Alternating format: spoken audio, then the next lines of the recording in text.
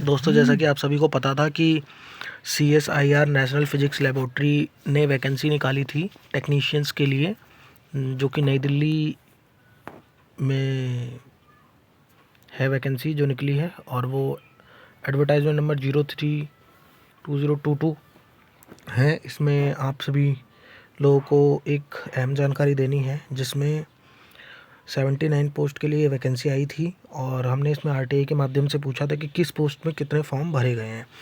तो विभाग द्वारा सभी फॉर्मों की छँटनी कर ली गई है और उन फॉर्म्स को ये तय कर लिया गया है कि कितने लोगों का एग्ज़ाम लेना है।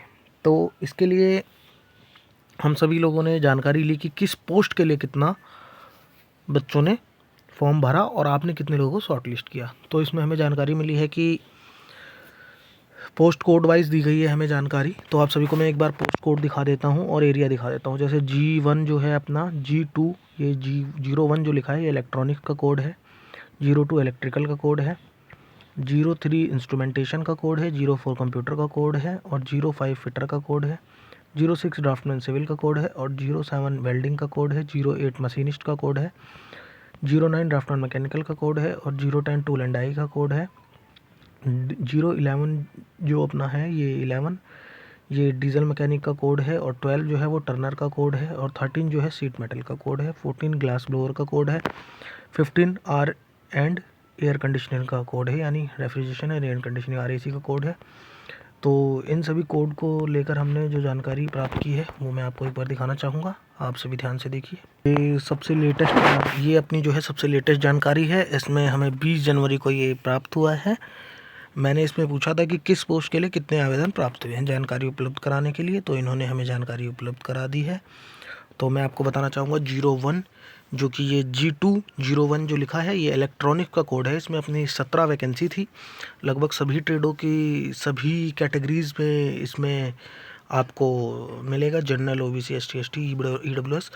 तो जो इलेक्ट्रॉनिक्स है उसमें 17 पोस्ट थी, 01 कोड में 17 पोस्ट है। इसमें 1067 फॉर्म विभाग ने मतलब चेक करने के बाद छाटे हैं। हो सकता है कि इसमें ज़्यादा फॉर्म प्राप्त हुए हों, लेकिन ये फॉर्म छटने के बाद इतने ही बच्चों के पेपर होंगे। अब 1067 बच्चों के, ये इलेक्ट्रॉनिक्स का है। और जो अपना दूसरे नंबर का है G02 ये इसमें 2597 है, ये इलेक्ट्रिकल का है। तो इलेक्ट्रिकल में सबसे ज़्यादा फॉर्म प्राप्त हुए हैं, लेकिन इसमें भी 17 ही वैकेंसी है। इसके मुकाबले अगर देखा जाए तो G01 जो है वो इलेक्ट्रॉनिक्स का कोड है, इसमें भी 17 वैकेंसी है और इसमें इसकी तुलना में इलेक्ट्रिकल में ज़्यादा फॉर्म प्राप्त हुए, यानी डबल से भी ज़्यादा फॉर्म प्राप्त करे गए हैं। इलेक्ट्रिकल में बहुत बच्चों ने फॉर्म भरा है, या हो सकता है औरों में भी भरा हो, लेकिन आप समझ सकते हैं कि कागजों में गलती की वजह से छाट दिया। और 03 जो अपना कोड है ये इंस्ट्रूमेंट का है। इंस्ट्रूमेंट में क्या है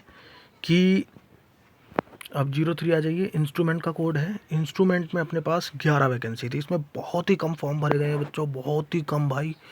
इतने फॉर्म क्या बताऊँ आपको, 259 फॉर्म, यानी 259 बच्चे एग्ज़ाम देंगे। और वो भी हो सकता है सभी तो देते ही नहीं एग्ज़ाम, काफ़ी बच्चे इसमें छोड़ देंगे एग्ज़ाम। तो 11 सीटों पे सिर्फ 259 बच्चे बैठेंगे। ये बहुत ही अच्छी अपॉर्चुनिटी है आपके लिए, इंस्ट्रूमेंट वाले लोगों के लिए।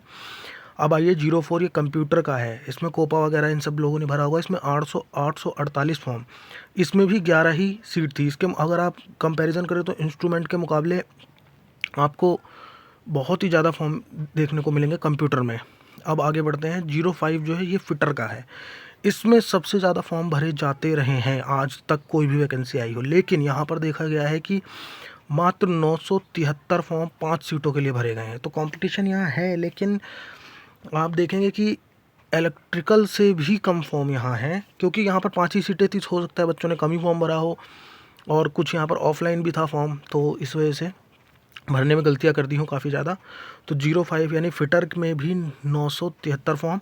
06 पे आ जाइए, 06 अपना ड्राफ्टमैन सिविल, यहाँ पर 4 सीटें थी ड्राफ्टमैन सिविल की, उसमें 156 फॉर्म, मात्र 156 फॉर्म प्राप्त हुए हैं। बस आप ध्यान दे से दीजिए, 156 बच्चों को शॉर्टलिस्ट किया गया एग्ज़ाम के लिए। 07 पे आ जाइए, ये वेल्डिंग है। वेल्डिंग में भी ड्राफ्टमैन सिविल जितनी ही सीटें थी, ये इसमें भी 4 सीटें ही थी। 07 जो अपना कोड है, इसमें 428 फॉर्म भरे गए हैं, यानी सिविल के मुकाबले बहुत ही ज़्यादा फॉर्म भरे गए हैं। आगे बढ़ते हैं, 08 पे आ जाइए, मशीनिस्ट। मशीनिस्ट में अपनी 3 सीटें थी, इसमें 253 फॉर्म भरे गए हैं। मशीनिस्ट में 253 फॉर्म, ठीक है। 09 आ जाइए, ये ड्राफ्टमैन मैकेनिकल का फॉर्म है, इसमें बहुत अच्छा है, लेकिन इसमें भी एक सीट पर 81 बच्चों का कॉम्पिटिशन है। ये जनरल कैटेगरी का फॉर्म है। यहाँ पर जनरल की सीट थी तो 81 बच्चों को शॉर्टलिस्ट किया गया है। आगे बढ़ते हैं, अब 010 पे आ जाइए आप। 10 जो है अपना G210, इसमें टूल एंड डाई एक सीट के लिए 32 बच्चे, बहुत ही कम कंपटीशन। देखिए आप, मैकेनिकल के मुकाबले तो मुझे लगता है आधे से कम हो गया कंपटीशन, क्योंकि यहाँ पे 81 बच्चे एक सीट के लिए, यहाँ 32 बच्चे हो गए सीधे सीधे। आप देखिए, बड़ी ज़बरदस्त चीज़ है यहाँ पर देखने को मिल रही है। और अब आ जाइए G11 डीजल मैकेनिक में भी एक ही सीट थी भाई साहब, यहाँ 126, यहाँ तो ज़्यादा ही हो गया फॉर्म, 126 हो गया। अब 12 पे ये डीजल मैकेनिक के लिए 126 फॉर्म है, शॉर्ट लिस्टेड किए गए हैं।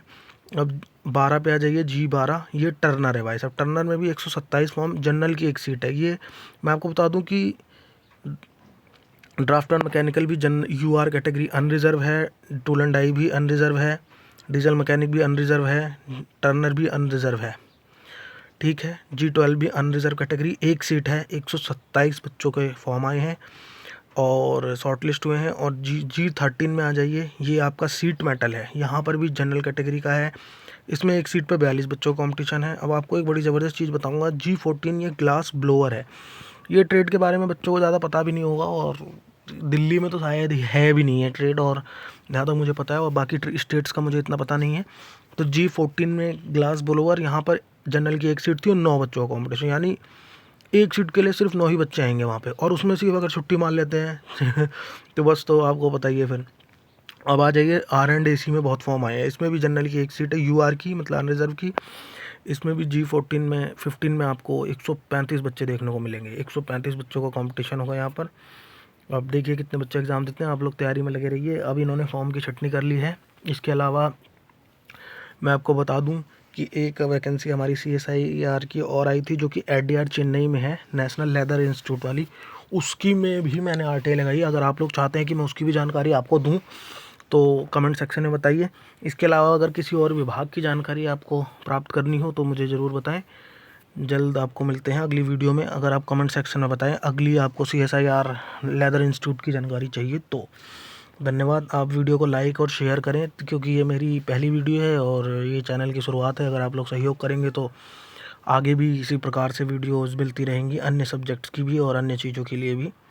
तो धन्यवाद आपका।